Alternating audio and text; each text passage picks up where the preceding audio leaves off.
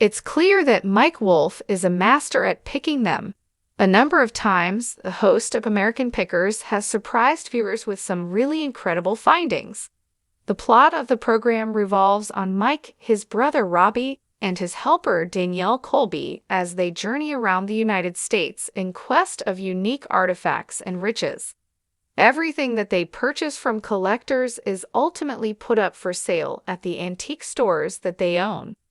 Mike, who is 58 years old, takes great satisfaction in his role as a curator of treasures associated with the history of the United States and in his preservation of antique artifacts from predecessors. Particularly in the cities of LeClaire, Iowa, and Nashville, Tennessee, his specialized antique stores have become as popular attractions for tourists. Mike is the proprietor of an antique website known as Antique Archaeology, which provides viewers of the program with the opportunity to purchase online for products that he has produced.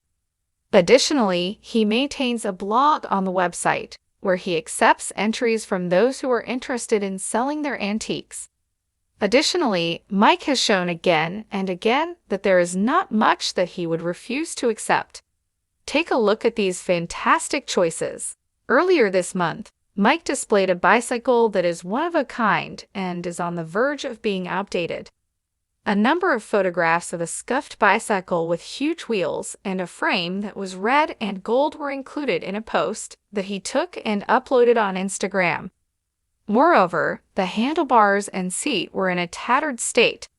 In each photograph, Mike displayed the work that he had made in repairing the motorcycle by displaying it from a variety of perspectives, including close-ups and faraway shots. A reality television celebrity provided an explanation in the caption, stating that the bicycle in question was one of the rarest balloon tire bicycles ever made. This is the Roadmaster Supreme from 1937. Mike noted that there are just a handful specimens that are in their original paint. At long last, I was successful in removing the black paint off both the tank and the rear carrier. Although it is a laborious procedure, we will be well worth it in the end. This bicycle was found in Chicago, Illinois, and was in the same family for decades. Astonished by Mike's discovery, fans praised him for bringing it back to life and praised him for his efforts. Mike has lately discovered an antique fifth wheel from the 1930s, and he was hoping to sell it for $20,000. The heavy green Caravan seems to be far beyond its prime, with rust and flaking wood all over its exterior. On the other hand, the mobile house does possess certain romantic connotations. There is a bunk bed inside, as well as a folding table, a stove, and a wash basin, according to photographs that were published on Facebook. There are road maps from the era that are displayed on the shelves, and there is even an antique radio that is placed there. Picked from a museum in Nebraska that had stored the Caravan in their archives for many years, it's a true time capsule, Mike said in the caption, referring to the rig as uncommon and distinctive. He goes on to say that the Caravan was a true time capsule. It is thought that this Caravan, which dates back to 1933, was one of the earliest for vagabonds. Skinned with a material that they refer to as leatherette.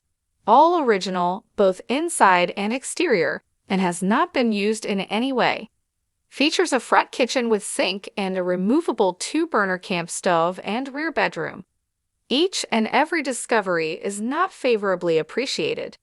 Mike received criticism for selling an old automobile that was in poor condition for $10,000. He encouraged viewers to purchase a 1959 Chevrolet Corvette that had been highlighted on the program the previous month and displayed it for them to see. Mike uploaded a video of the vintage drag racing automobile, which is gray in color and has rusty wheels and an interior that has been overtaken by corrosion. Fans were informed by the 58-year-old that we are attempting to sell this car. Just a little over a month ago, the automobile was featured on the program. An American Pickers star made the statement, "The only real issue is here," alluding to a significant fracture that was present in the body panel of the vehicle.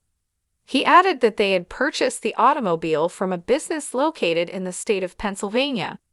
Not only does it come with an additional pair of tires, but Mike also said that they have made an effort to enhance the car by retouching the original text that was located on the side. He made the following statement: "Just a really clean, old drag car that's got some history."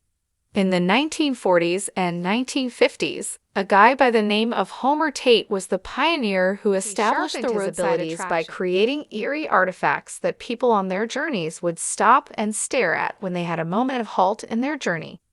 Papier-mâché, mud, and actual animal bones were the materials that he used to create his unique and weird works of art. Tate, who is well known for his work on The Thing, produced a mummified woman and kid and said to the audience that they were the genuine article. Wolf Boy, which Tate claimed to be one of 26 mummies unearthed in a cave in Peru, was the item that the American pickers were most eager in getting their hands on. Nevertheless, Tate was the one who crafted that particular piece, much like the rest of his collection. Even rock stars are not immune to the delights that the show has to offer. The pickers were eager to get rid of a taxidermied elephant's head as fast as possible, and they were successful in finding a famous buyer. Jack White, who became famous as a musician with the White Stripes Ensemble, was the one who made the purchase. Due to White's profound admiration for the magnificent animal, the band's album from 2003 was given the moniker Elephant. Although the asking price for the elephant head was more than $10,000, he was able to negotiate a price reduction for the artifact since he did not want to pay the asking amount. White contributed to the successful completion of the transaction by including a black and white picture booth and the very first jukebox he had ever purchased.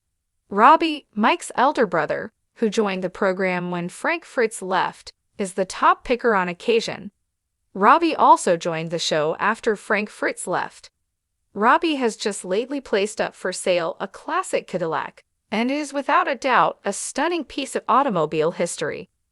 Despite having just 21,000 kilometers on the speedometer, the vehicle is a 1963 Cadillac that is a mint green color.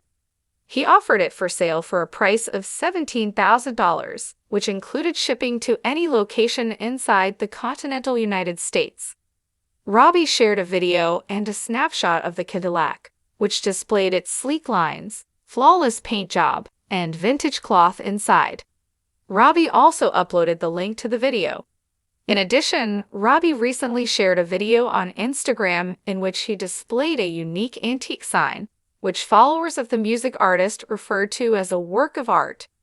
It seemed as if the enormous sign was several yards in length and perhaps 3 feet in height. Chevrolet was displayed in full capital letters and illuminated by neon lights. A border of flashing light bulbs in a variety of colors flanked the text. The exhibit, according to Robbie, dates back to 1949. And he stated that it was in a state of complete disrepair when the pickers discovered it. It was 1949 when he shared, "There she is." It seems that this was posted at the Crescent Chevrolet location in Des Moines, Iowa. Everything is finished and back to normal.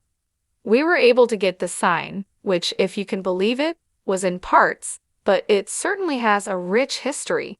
Because Crescent Chevrolet is now the Big Row Brewery in Des Moines, you should definitely pay those folks at Big Row a visit if you ever get the opportunity to do so. The celebrity proceeded by saying, "This was the sign that was attached to that dealership in 1949. The red, green, and yellow bulbs are my favorite. That is a custom that they no longer follow after all these years. It's kind of a Chevy long-standing custom."